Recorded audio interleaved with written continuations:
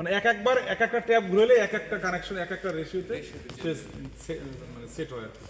মেহেদি ভাই বদ্দা, হ্যাঁ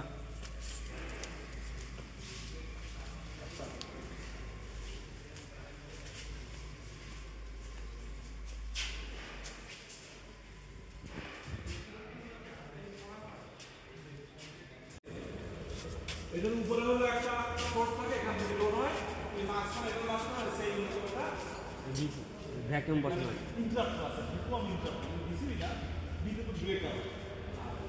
এই পুরো সিস্টেমটা হলো ব্রেকার, আর এই যে বলে ইন্টারাপ্ট বা শুধু ভ্যাকুয়াম বলে, ভ্যাকুয়াম বোতল বলে, হ্যাঁ এটা শব্দ করে এরকম, হ্যাঁ আরো বেশি এটা যেমন হ্যাঁ বেশি দিতে পারে।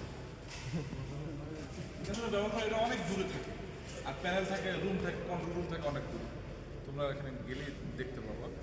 তো এখন টাইম কোঅর্ডিনেশনের একটা বিষয় আদি আছে না, তাই না? বা ওর একটা রেটিং আছে, ধরো যে এইটার মধ্যে দিয়া কত এম্পিয়ার কারেন্ট কত দিতে পারবে, ঠিক আছে? একটা শর্ট সার্কিট রেটিং আছে না, যে এটার মধ্যে যে 50 কিলো এম্পিয়ার কারেন্ট গেলে ও নিজে প্রোটেকশন দিবে কি নিজেই করে যাবে, বিষয়টা এরকম তো থাকে, সব কিছুই থাকে। ভোল্টেজ রেটিং থাকে একটা, মানে ব্রেকিং রেটিং যেটাকে বলে, ব্রেকিং কারেন্টের ব্রেকিং রেটিং থাকে। এখন এইটা যখন ধর একটা ফল্ট আসলো, ওকে বললো যে তুমি এখন ওপেন হয়ে যাও, মানে সার্কিট মাইক্রোপ্রসেসর যখন বলবে ওকে ওপেন হয়ে যাবে, তখন কী করবে, ওপেন হয়ে যাবে। মেকানিজম আছে, ইলেকট্রিক্যাল মেকানিক্যাল মেকানিজম আছে, ওপেন হবে। তো এই কমান্ড দেওয়ার পর এই যে ওপেন হবে, যেহেতু একটা মেকানিক্যাল ডিভাইস, ওপেনিংটা কি মেকানিক্যাল ওপেনিং না এটা? এটা তো একটা টাইম রেকর্ড আছে, ওপেনিং হইতেও তো একটা টাইম লাগবে, তাই না? সেই টাইমটাকে বলি আমরা ওপেনিং টাইম, আর ক্লোজ হওয়ার টাইমটাকে বলি ক্লোজিং টাইম, ঠিক আছে?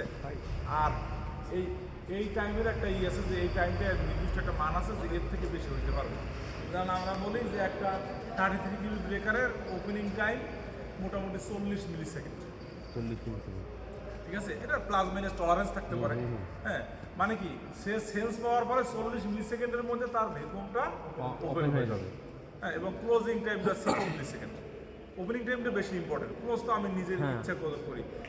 ওপেনিংটা হলো ফল্ট আসছে এখনই ওপেন হতে হবে, ঠিক আছে? 40 থেকে এই যাবতীয় যে মেকানিক্যাল যে তার যত কার্যক্রম আছে এবং ওপেনিং সহ, এটা 40 মিলি সেকেন্ডের মধ্যে তাকে কি হতে হবে, ওপেন হতে হবে। তো এখানে একটা অ্যারেঞ্জমেন্ট আমরা করছি যে ওপেনিং টাইমটা কেমন, কত আসতে পারে একটা ভ্যাকুয়াম, একটা যে এটার ভ্যাকুয়ামটা 40 মিলি সেকেন্ড বা তার প্লাস মাইনাস টলারেন্সের মধ্যে যে ওপেন হতে পারে, সেটা আমরা একটা টেস্ট করে তোমাদেরকে দেখাবো। এটা আরো কমানো যায় না তো? ওপেন হওয়ার টাইমটা আমরা নির্ণয় করবো। তো বিভিন্ন সেন্সর আমরা এই যে সেন্সর দিয়ে রাখছি, এই মেশিনতে আমরা একটা ওকে একটা পালস দিব, কমান্ড দিব, যে ওপেনিং কমান্ড দিব বা একটা ক্লোজিং কমান্ড দিব, ঠিক আছে? ওপেনিং কমান্ড দিলে ওপেনিং হবে এবং এই মেশিন কি করবে, একটা টাইম, তো কমান্ড দেওয়ার পরে ওপেন হইতে কত সময় লাগছে সেই টাইমটা সে রেকর্ড করবে আর কি, ঠিক আছে? দাও একটা, শুধু ক্লোজ করো, ক্লোজ, হ্যাঁ শুধু ক্লোজ দাও, দাও।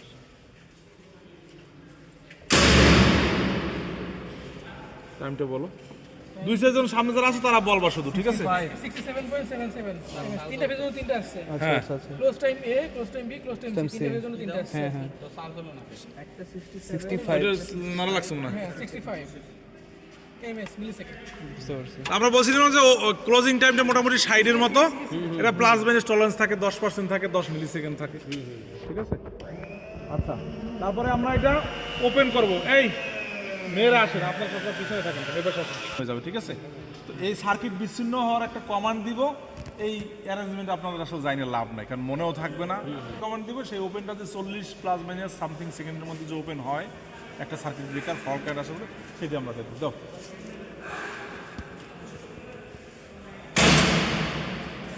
সার্কিট ব্রেকারটা কি হয়ে গেছে, ওপেন হয়ে গেছে। কত আসছে? এই যে 43, 40, 45, ঠিক আছে? মিলি সেকেন্ড, মানে 1000 ভাগের 1 ভাগ হলে 1 মিলি সেকেন্ড, 1 সেকেন্ডের 1000 ভাগের 1 ভাগ। এটা কিন্তু এত ইজি না, যে আমাদের এক ভাই বলছে যে আরো কমানো যায় কিনা, তো এটাই তো অনেক আসলে, ঠিক আছে? এগুলো rating distribution transfer 5 KVA 10 KVA, ঠিক আছে? তো আমাদের সিস্টেমে কিন্তু 3 ফেজ ট্রান্সফরমার আছে কম, ঠিক আছে? এখন পল্লী বিদ্যুৎ সিস্টেমে সিঙ্গেল ফেজ কেন বেশি ব্যবহার করা হয় জন্য? এটার কারণ হলো আমাদের সারা বাংলাদেশে আমাদের শুধু লাইনই আছে 6 লাখ কিলোমিটার, হ্যাঁ, ঠিক আছে? রেজিনের ইটসেলফ একটা নিজস্ব একটা ক্ষমতা আছে ডাইরেক্ট ইনজেকশন। এখন যদি ময়লা পড়ে এর মধ্যে যদি ভেকুম বুদবুদের মতো থাকে বা ময়শ্চার থাকে তাহলে কি হবে, ওর মধ্য দিয়ে তার ইমপিউরিটিস থাকলে তার তার ডাইরেক্ট ইনজেকশন কমবে না এবং ওখান থেকে কিছু চার্জ ফ্লো করবে, তাই না? তো আমি এখানে ভোল্টেজ দেওয়ার পরে অলওয়েজ অ্যাকচুয়ালি শুধু এইটা না, ভালো পদার্থের মধ্যে দিয়েও কিছু লিকেজ অলওয়েজ ফ্লো করে। আমি ভিড়াতে পারবো না, পৃথিবীতে পিওর ইনসুলেটর বলতে কিছু নাই। তাহলে ধরো এই যে পদার্থটা, এই পদার্থটা বলছে যে এই পদার্থটার মধ্যে দিয়ে এত কেভি ভোল্টেজ যদি দেয় তাহলে এটার মধ্যে দিয়ে সর্বোচ্চ 10 পিকোকুলম চার্জ ফ্লো হবে। এখন যদি এটার মধ্যে ইমপিউরিটিস হয়, ওর মধ্যে এয়ার গ্যাপ থাকে, তখন যদি আমি ভোল্টেজ দেবো তার থেকে বেশি পরিমাণ ডিসচার্জ হবে কারেন্ট। তার মানে এই ইনসুলিং ম্যাটেরিয়ালসটা পিও কিনা, এর মধ্যে মেকিং এর সময় কোনো ভেজাল হয়েছে কিনা এটা বোঝার জন্যই আমরা হলো পার্শিয়াল ডিসচার্জ করি। ঠিক আছে, আমরা দেখবো যে এই যে একটা লাইনে থাকলে কোনো কিছু এখান থেকে দেখবো এরকম মনে এরকম কালো হয়ে এরকম আস্তে আস্তে নিচের দিকে যায়, এরকম দেখছো কিনা কখন? জি জি জি, শ্যাওলা না কালো হয়, মনে হয় যে এখান থেকে সবসময় আগুনের মতো বা হিট হয়, এরকম বিষয় একটা মনে হয়। তো এটা কিন্তু পার্শিয়াল ডিসিজেরই একটা ইমপ্যাক্ট। হ্যাঁ, ইনসুলেটর থাকে। তো ঠিক আছে, আরো অনেক আছে, দ্রুত আসো ভাই, তোমরা একটু দ্রুত আও।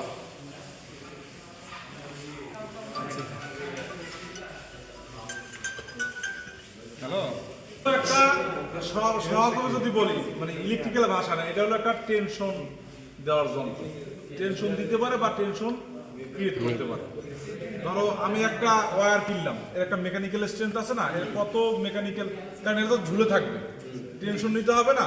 এখন আমার 100 ফুট দৈর্ঘ্য বা 100 মিটার দৈর্ঘ্যের একটা তার যদি ও টেনশনে যদি বড় হয়ে যায়, ইলেঙ্গেশন হয় এবং ছিঁড়ে যায়, তাহলে তো হবে না, তাই না? তাহলে ওটার একটা টেনশন নির্দিষ্ট থাকতে হবে যে এই কেবলটা এত টেনশন থাকতে হবে। আবার দুইটা কেবল আমি যে কানেক্টর দিয়ে আটকাই দিলাম, ওই কানেক্টরেরও ওরকম ক্যাপাসিটি থাকতে হবে যাতে নিতে না পারে। আবার আমরা ইনসুলেটর ব্যবহার করি, এই ইনসুলেটরটাও মনে করো যে ইনসুলেটরগুলো দেখো ভেঙে গেছে, এই ইনসুলেটরের একটা টেনশন আছে, এগুলো ভাঙে ভেঙে আবার টেস্ট করছে, ঠিক আছে? এই যে এই ইনসুলেটরগুলোরও তো একটা টেনশন আছে, এই ইনসুলেটরের তার থাকে, তাই না? তার থাকে, তো এটা কত টেনশন নিতে পারবে সেটা হলো এখান থেকে দেখা, ঠিক আছে? আমরা বিভিন্ন শুনছি। এবং আরো একটা বিষয় আছে, সেটা হলো আমরা পাংচার ভোল্টেজের নাম শুনছি না, পাংচার ভোল্টেজ।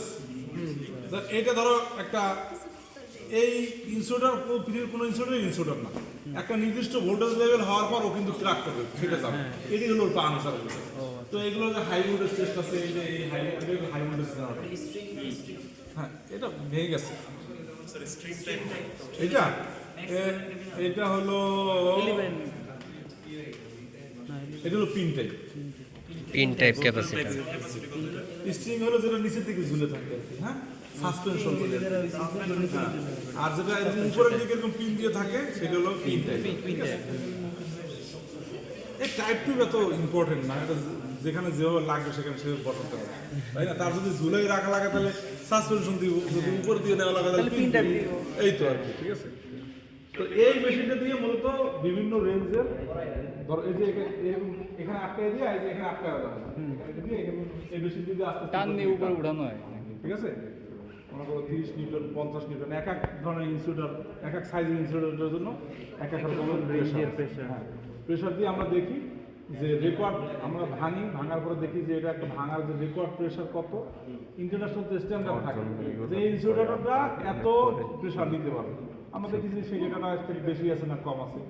আবার একটা আছে যে ইলেকট্রোমেকানিক্যাল, মানে যখন লাইনে তো মনে করো যে শুধু যে প্রেশার থাকে, ওখানে তো ভোল্টেজও থাকে, তাই না? ভোল্টেজেরও তো একটা ইম্প্যাক্ট আছে। তো এই হাই ভোল্টেজ দিয়ে আমরা একই সাথে ভোল্টেজও দিয়ে রাখি এবং প্রেশারও দিই, ঠিক আছে? যে ইলেকট্রোমেকানিক্যাল টেস্ট বলে, এটা ইলেকট্রোমেকানিক্যাল প্রেশার, ঠিক আছে? যে ভোল্টেজ থাকা অবস্থায় প্রেশার দিলে কেমন, কত প্রেশার এসে ভাঙে আর কি, এরকম বিষয় আছে। আপনারা এই মেশিন, ওই একটা মেশিন আর একটা মেশিন, এগুলো হলো আন্ডারগ্রাউন্ড ফল লোকেটর আর একটা হলো সাবমেরিন ফল লোকেটর। ধরেন আমাদের এটা অ্যাকচুয়ালি টেস্টার না, এটা হলো আমাদের কাজের সাথে লাগে। ধরেন একটা একটা সাবস্টেশন থেকে আন্ডারগ্রাউন্ড কেবল ওদিকে চলে গেছে, এখন আন্ডারগ্রাউন্ড কেবলটা ফল্ট হয়েছে। এখন এক্স্যাক্টলি ফল্টটা কোথায় আছে, কত মিটার পরে হয়েছে, ফল্ট ডিটেকশন হ্যাঁ ফল্ট ডিটেক্ট করে। এটা দিয়ে আমরা বুঝতে পারি কত মিটার ফল্ট পরে ফল্ট হয়েছে এবং সেই লোকেশনটা কোথায়।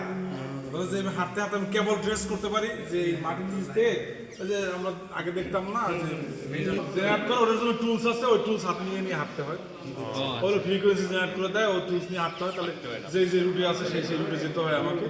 এবং ওই এখান থেকে আরও বিভিন্ন মেথড আছে যে যেখানে ফল থাকবে ওইখানে স্পার্ক হবে, ওখানে সাউন্ড হবে। ওই আমরা কানে ডিজি ফোন লাগাইয়া, ডিজি ফোন বলে ওইটাকে, ডিজি ফোন দিয়ে আমরা বুঝতে পারি যে কোন জায়গায় এক্স্যাক্ট ফলটা। এক্স্যাক্ট ফল যদি না হয়, ওটা তো মাটির নিচে 8 মিটার 10 মিটার মাটির নিচে থাকতে পারে, ওটা তো সারা জায়গা তো খোঁজা সম্ভব না। ওই সেম মেশিন বা ভিন্ন কোম্পানির, ওইটা হলো সাবমেরিনের মানে পানির নিচে খোঁজার জন্য, আর এটা হলো আন্ডারগ্রাউন্ডে খোঁজার জন্য। আচ্ছা আচ্ছা। আসলে আন্ডারগ্রাউন্ড আর সাবমেরিন আমি বলতেছি আলাদা, দুইটা এক। ওইটা দিয়ে ওইটার পাওয়ার একটু বেশি, মানে ওইটা তো অনেক পানির নিচে থাকে, ওইটা জুল বেশি, অনেক বেশি জুল পরিমাণে সে আমাকে ডেটা দিতে পারবে, ডেটা ট্রান্সমিশন করতে পারবে। ওইটা দিয়ে আন্ডারগ্রাউন্ডও টেস্ট করা যায়। বড় হয়ে যাবে, বড় হোক, আরো বড় হোক। এটা হলো ফিউজ কাট আউট। আগে আমাদের বাসা বাড়িতে কিন্তু ফিউজ কাট আউট ছিল একটা সময়, সিরামিক্সের, তাই না? তো আমাদের এই হ্যাঁ, এইটা ধর উপরে একটা সোর্স লাইন থাকবে, এই পাশে একটা লোড লাইন, সেকশন বাসা বাড়িতে বা ট্রান্সফরমার আগেও থাকে। তো এইটা হলো এই সিরামিক্সের অংশ, আর এইটার মধ্যে একটা লিঙ্ক থাকে। হ্যাঁ, এইটাই হলো ফিউজ লিঙ্ক। তা আমার বাসা বাড়িতে তোমরা কখনো লাগাইছো? এই যে একটা ছোট্ট চিকন দেখছো, এই যে এটা হলো লিঙ্ক, এটা নির্দিষ্ট রেটিং আছে, ঠিক আছে? যে 1 এম্পিয়ার, 2 এম্পিয়ার, 3 এম্পিয়ার, 5 এম্পিয়ার, ওই একই রকম ট্রান্সফরমার, ওই যে আমরা ব্রেকারের মতো, যে 1 এম্পিয়ারের মধ্য দিয়া যদি 1 এম্পিয়ার কারেন্ট যায় সে গলবে না, 1.25 এম্পিয়ার গেলে সে 10 সেকেন্ড পরে গলবে, 1.5 এম্পিয়ার গেলে সে 5 সেকেন্ডের মধ্যে গলবে। এরকমের প্রথমে আমরা যেই রেটিং এর ফিউজ লিঙ্ক আছে, আমরা ওই রেটিং হিসাবে আমরা একটা কারেন্ট দেই, এবং কারেন্ট দিলে এটা কেটে যায় কিনা সেটা আমরা টেস্ট করি। যে আমি বলতেছি যে এটা 5 এম্পিয়ারের ফিউজ, এখন 5 এম্পিয়ার বলতেছি, 5 এম্পিয়ার, এখন যদি 7 এম্পিয়ার হয় তাহলে 7 এম্পিয়ার তো পুড়ে যাবে। ইকুইপমেন্ট আমি যাকে সেভ করবো সেই তো পুড়ে যাবে, তাই না? এই জন্য যাতে 5 এম্পিয়ার ফিউজ যে এম্পিয়ারে কাটার কথা, 5 এম্পিয়ার ফিউজ কিন্তু 5 এম্পিয়ারে কাটবে না। এটা একটা হিসাব পাতি আছে, ঠিক আছে? আর বেশিতে কাটবে, 5.5 5-এর উপর সব কারেন্ট দিয়ে কাটবে। বিষয়টা হলো যে কত কারেন্টে কত সময় পরে কাটবে, এখানে একটা কোঅর্ডিনেশন আছে।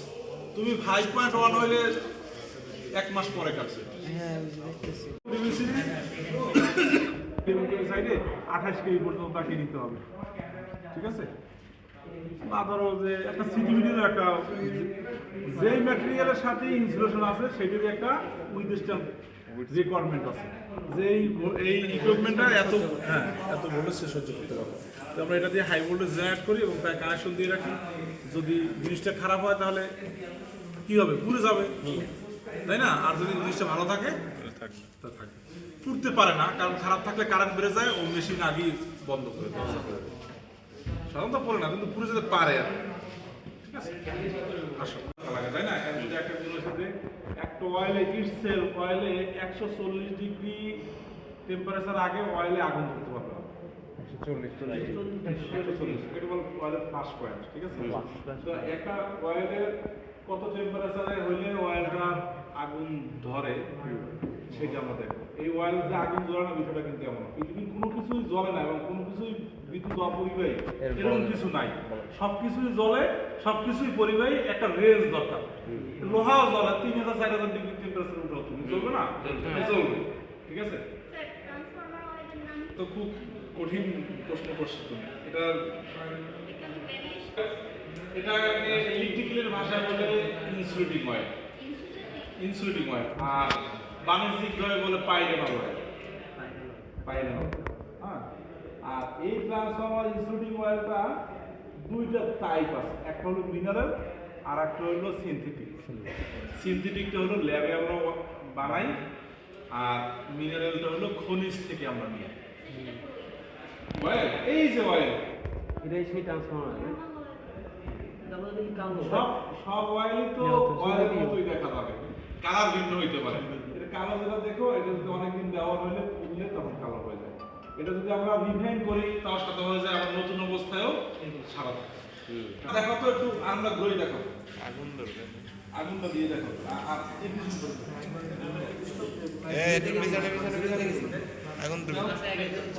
আচ্ছা, একটু খেয়াল করো এটার মধ্যে তেল থাকে, নিচে একটা হিটার আছে, এই হিটার দিয়ে আস্তে আস্তে তেল গরম হতে থাকে। হ্যাঁ হ্যাঁ, আর এইটার মধ্যে ইগনিশন, ওটা আমাদের ফুয়েল যেরকম ইগনিশন হিটার থাকে না, এরকম ইগনিশন আছে, ওইটার উপর দিয়ে ঘুরে যায়। যখন একটা নির্দিষ্ট টেম্পারেচার পরে ওই স্পার্কের মাধ্যমে তেলে আগুন ধরে। যত টেম্পারেচারে আগুনটা ধরে আমরা বলি যে ওইটা হলো ওই তেলের ফ্লাশ পয়েন্ট। হ্যাঁ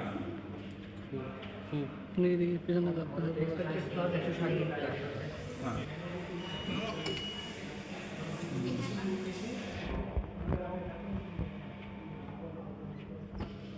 এই যন্ত্রটার নাম কি? First point star.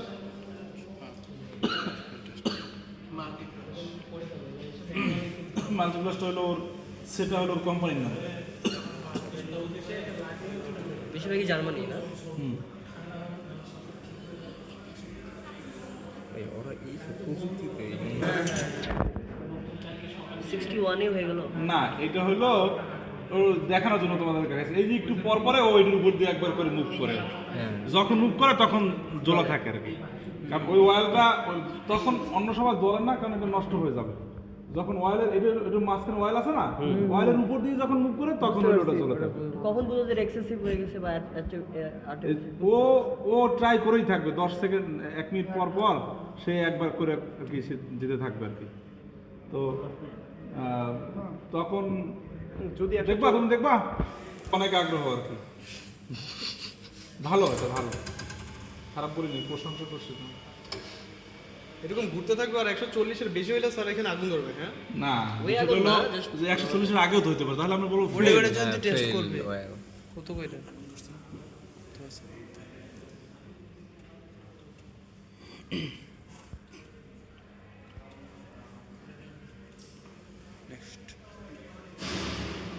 দিছো? এটা দেখছো? এটা এখন একটু উপর দিয়ে মুভ করবে। যদি গ্যাস হয়ে যায় তখনই তো আগুন লাগবে। হ্যাঁ ঠিক তাই। নিচে একটা হিটার আছে, এটার নিচে এই যে এটা oil, বুঝতে পারছেন, এই crucible এটার নিচে একটা, এটার নিচে একটা হিটার। Heater। এই অয়েলটা গরম হতে থাকবে এবং এটা যে মুভ করতে থাকবে 1 মিনিট পর পর এরকম করে মুভ করবে। যখন হলো আগুন ধরবে ওইটি হলো ওই তেলের ম্যাক্সিমাম ডেটা, ও পরে আর সে সাস্টেন করতে পারবে না। ট্রান্সফরমারের এই জিনিসটা কিভাবে হয় যখন কারেন্ট যাচ্ছে বা আসছে তখন না, automatic- এটা হলো ট্রান্সফরমার তো ঠিক আছে। আচ্ছা, এইটা হলো ময়েশ্চার, ঠিক আছে? ময়েশ্চার কন্টেন্ট মানে হলো আমাদের শরীরের রক্তের মধ্যে যেরকম বিভিন্ন হিমোগ্লোবিন, আমরা বললে প্লেটলেট কাউন্ট করি আমরা, তাই না? এরকম এক ধরনের কাউন্ট। এটা কিছুই করতে হয় না, জাস্ট এই অয়েল দিয়ে ওটা স্টার্ট দিলে একটা নির্দিষ্ট সময় পরে ও আমাকে একটা ডাটা দেয় যে এই তেলটার রেজাল্ট এত ppm আছে, পার্টস পার মিলিয়ন। হ্যাঁ, ppm হয়। হ্যাঁ, আমাদের অয়েলটা আসে ppm এ। আমরা বলি যে যদি 35 ppm এর কম থাকে কোনো অয়েলের মধ্যে ময়েশ্চার, তাহলে সেটা ব্যবহারযোগ্য। আর যদি 35 এর বেশি হয় তাহলে সেটা ব্যবহারযোগ্য না। আছে নাকি পানি ফুনি? টাইট্রেশন। হ্যাঁ, আমরা হলো এটা হলো অ্যাসিড নাম্বার বা পিএইচ। পিএইচ, হ্যাঁ পিএইচ মিটারই বলতে পারো তুমি। ঠিক আছে, পটাশিয়াম হাইড্রোক্সাইডের পরিমাণ নির্ণয় করে, দ্যাট মিন্স পিএইচ নির্ণয় করি আমরা। ওখান থেকে পটাশিয়াম হাইড্রোক্সাইডকে কিন্তু লগারিদম করলেই কিন্তু পিএইচ হয়। পিওএইচ, ঠিক আছে? তো একটা লিকুইড যত যত অ্যাসিডিক হবে সেক্ষেত্রে তত বেশি প্রবাহ মানে কারেন্ট ফ্লো হওয়ার প্রবণতা তার মধ্যে বেশি থাকে। আচ্ছা, তাই না? তাহলে আমরা চাইবো ওইটা সবসময় কি থাকবে, খালিও থাকবে। হ্যাঁ, তাহলে আমরা একটা ডেটা চাই যে লেস দ্যান এত থাকতে হবে, সেই ডেটাটা আছে কিনা জাস্ট নির্ণয় করি। এর জন্য কেমিক্যাল লাগে, অ্যাসিড লাগে, ক্ষার লাগে, ওগুলো মিশিয়ে দিতে হবে আর কি।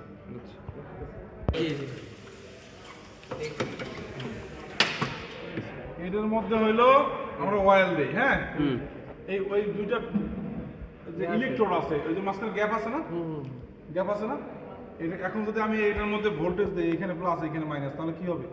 অয়েল তো যখন যাওয়ার চেষ্টা করবে, তাই না? ইলেকট্রিসিটি প্রোভাইড দেওয়ার চেষ্টা করে, পারবে না, কারণ ভিতরে ওয়াইল আছে, তাই না? ওয়াইল একটা ইনসুলেটিং মেটেরিয়াল। তো এ কি করবে, ও আস্তে আস্তে ভোল্টেজ বাড়তে থাকবে। একটা সময় আসবে যে ও আর ওর স্ট্রেন্থ ধরে রাখতে পারবে না।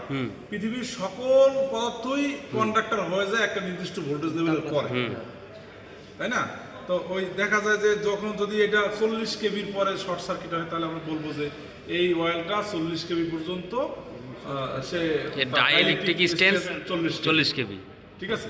তো আমাদের রেঞ্জ আছে, ধরো বিভিন্ন স্ট্যান্ডার্ডে বিভিন্ন রকম আছে। যে এএসটিএম বলি 30, যে এএসটিএম আমেরিকান যে স্ট্যান্ডার্ড আছে 30 কেবির উপরে হইলে সে তেল ভালো, কম হলে খারাপ। আইএস স্ট্যান্ডার্ডে আমরা বলি 50, যদি 50-এর উপরে হয় ভালো, 50-এর কম হলে খারাপ। তাহলে আমরা তেল দেওয়ার পরে মেশিনটা চালাই দিই। মেশিন কি করে, ভোল্টেজ বাড়াতে থাকে, বাড়াতে বাড়াতে যদি ফ্ল্যাশ নাও হইতে পারে, তাহলে ভালো। এই মেশিনের রেঞ্জ হলো 60 কেবি। এখন ওর ক্ষমতা যদি 60 কেবির বেশি হয়, তাহলে ফ্ল্যাশই হবে না। ফ্লাশই হবে না, হ্যাঁ ঠিক আছে। আর তেল যত খারাপ হবে তত তাড়াতাড়ি তাহলে flash flash হবে। হবে। স্যার দূরত্ব কি কম বাড়া করা যায়? হ্যাঁ, করা যায়। এটা হলো এক এক স্ট্যান্ডার্ডে এক একটা দূরত্বের বিষয় আছে, এটা বলতে চাই না রে, ঠিক আছে? আবার ওর মেথড আছে, একটা কোন মেথডে হলো 2.5 মিলিমিটার, কোন মেথড 2.54, কোন মেথডে 1 মিলিমিটার, এক একটা সে এক একটা। 100 কেভিরও তো আছে। এটাকে বলা হলো ডিজিএ, ডিজলভ গ্যাস অ্যানালাইসিস। সারা বাংলাদেশে 3-4টা মেশিন আছে, ঠিক আছে? এটা অলমোস্ট 80 লাখ। 80 লাখ টাকা শুধু এটার দাম এইটা গ্যাস সিলিন্ডার 80 লাখ। এটা হলো কি, ধরো নতুন মেশিনও নতুন তেলের জন্যও করি, পুরনো তেলের জন্যও করি, কিন্তু সবচেয়ে বেশি ইম্পর্টেন্ট যেটা ড্যামেজ। এই অয়েলের মধ্যে বিভিন্ন ধরনের গ্যাস দ্রবীভূত হয়। এটা অ্যানালাইসিস করলে বোঝা যায় যে এইটার কী ধরনের, আমরা পোস্টমর্টমের টাইপের আর কি। ধরো একটা ট্রান্সফর্মার ফল্ট হয়েছে, তো পুড়ে গেছে, তো যদি এমন হয় যে কত দূরে ফল্ট হয়েছে, কী ধরনের ফল্ট হয়েছে, এটা আগুন লাইগা ছিল নাকি ধীরে ধীরে ডিকম্পোজ হয়েছে, এগুলো এদের গ্যাসের দ্রবণের যে মাত্রা আছে, ওই মাত্রা দেখে বোঝা যায়। যে কার্বন ডাইঅক্সাইড বেশি থাকলে এই বোঝা যাবে, কার্বন মনোঅক্সাইড বেশি হলে এই বোঝা যাবে, সালফার থাকলে এই বোঝা যাবে। তো এই ডেটাগুলো দেখে আমরা ডিজলভ গ্যাস অ্যানালাইসিস, ডিজিএ, ঠিক আছে, আমরা ওই অ্যানালাইসিস করে বুঝতে পারি যে এই হইতে পারে এই তেলের মধ্যে। আর নতুন তেলের মধ্যে সাধারণত এই মান, এই কোনো গ্যাস থাকে না বললেই চলে, এবার জিরোর কাছাকাছি থাকে। যত ইউজ করব তত বেশি থাকবে, এবং পুরা ট্রান্সফর্মার সবচেয়ে বেশি থাকবে। একটা ট্রান্সফর্মার যদি পুড়ে যায়, এবং কেন পুড়ছে বা কী ধরনের কারণে পুড়ছে, এটা বোঝার জন্য ডিজেটা সবচেয়ে বেশি ইফেক্টিভ। কি পরিমাণ পানি পানি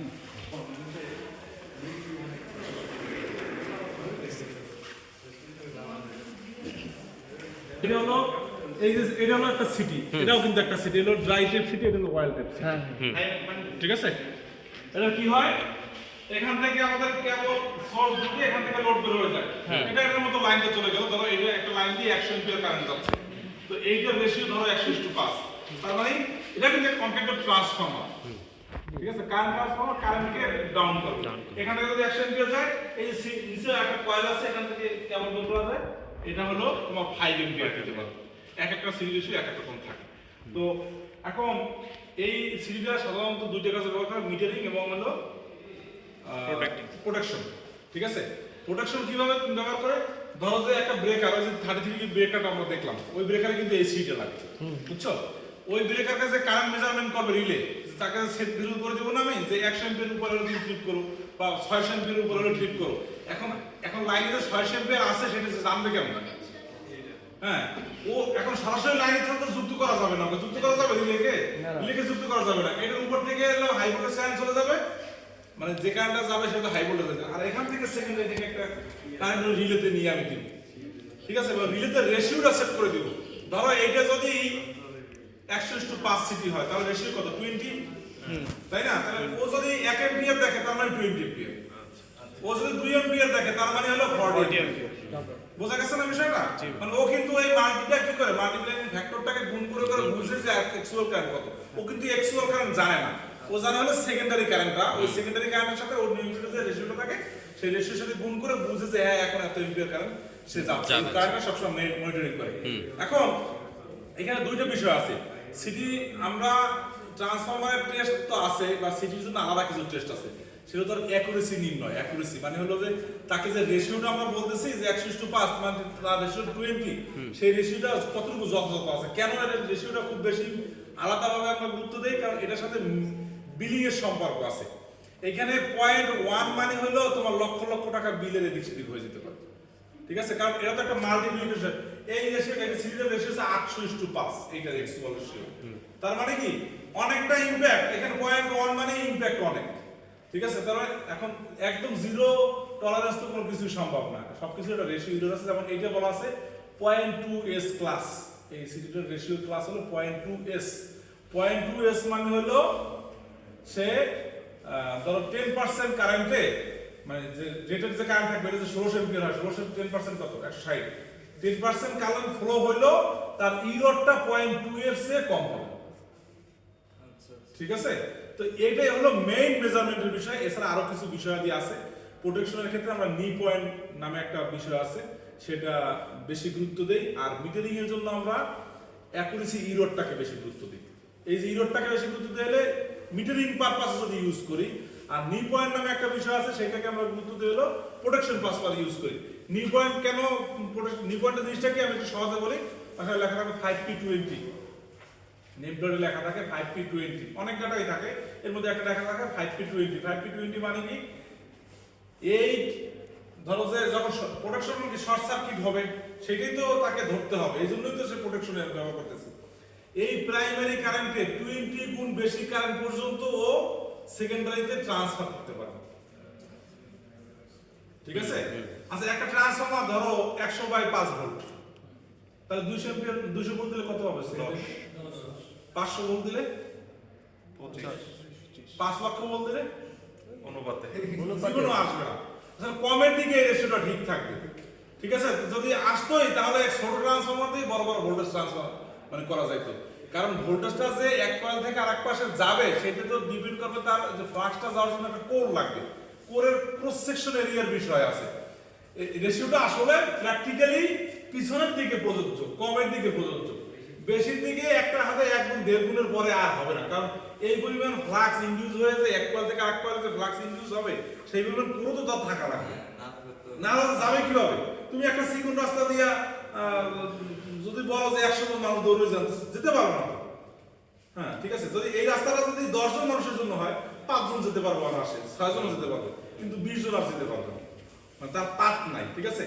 তো এখন যখন ফল কারেন্ট হবে, ধরো এই রেটিং আছে 1600 এম্পিয়ার, বাট ফল কারেন্ট তো কিলো এম্পিয়ার রেঞ্জে চলে যাবে, 5 কিলো এম্পিয়ার 6 কিলো এম্পিয়ার, তখন ওই পরিমাণ কারেন্ট সেকেন্ডারিতে ট্রান্সফার করতে হবে না, ওই পরিমাণ রেশিও অনুযায়ী এখানে যদি 10 কিলো এম্পিয়ার ওই রেশিও অনুযায়ী এখানে দিতে হবে। এটাকে বলে স্যাচুরেশন লিমিট। স্যাচুরেশন লিমিট সাধারণত মিটারিং এর কাজে যেগুলো ব্যবহার করি সেটা স্যাচুরেশন লিমিটটা কম থাকে, কারণ ওখানে তো ফল কারেন্ট নিয়ে আমার প্রেশারই নাই। আর ওখানে আমি চাইও না যে একটা ফল কারেন্ট আসলে সেই পরিমাণ কারেন্ট এখানেও চলে আসুক, কারণ ওটা তো মিটারে কানেকশন থাকে, মিটারটা পুড়ে যাবে আমার, ঠিক আছে। আর এখানে আমি চাই যে যত কারেন্ট ফলটা আসুক তার টোটাল কারেন্টটাই যেন ও আমাকে বলতে পারে হ্যাঁ এত গুণ ফল হয়েছে, কারণ যত বেশি বলতে পারবে সে তত দিলে তত তাড়াতাড়ি চেষ্টা করবে তাকে হলো অপারেট করানোর জন্য, ঠিক আছে। এই জন্য মেজারিং এর সিসিটিভিটির ক্ষেত্রে আমরা দেখি হলো তার ইরোডটাকে বেশি গুরুত্ব দেই, আর প্রোটেকশনের জন্য যদি আমরা ব্যবহার করি তাহলে আমরা তার নি পয়েন্টটাকে বা স্যাচুরেশনটাকে বেশি গুরুত্ব দেই। এইগুলোর মাধ্যমে এই অ্যাকুরেসি, নি পয়েন্ট, হানতাং, রেশিও সবকিছু টেস্ট করা যায়। জিনিসটা কি এটা তোমাদেরকে বুঝিয়ে বলার চেষ্টা করলাম। ধন্যবাদ। এখানে যে লাইনগুলো সেট করে দেখবা একটা দেখবা না, না, দেখ। না।